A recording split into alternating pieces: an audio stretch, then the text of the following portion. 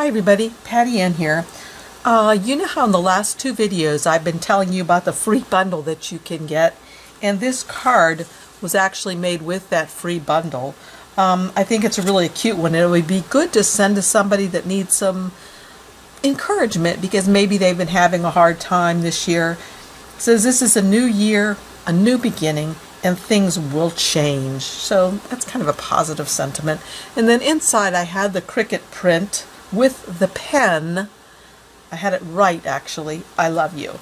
So this was the print and cut, the card, and then inside I had it print with the pen, I love you. Here's another one I was working on. It's got some bling on it. I didn't use vinyl for it. I just printed it and cut it. And then I used some of these stickles to kind of jazz it up a little bit. And you know, you have to wait for quite a while for these to dry. And of course I didn't wait long enough and I got my hand in it. So then I got it on this card right there. Anyway, something else I wanted to show you is check this out. See this envelope right here? That fits in there perfectly. Just like that.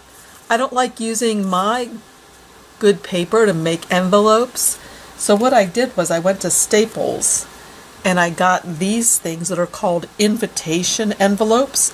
There are 100 of them in here and I forget how much they cost because I bought them a while ago. Ooh, there's a bad glare, isn't there?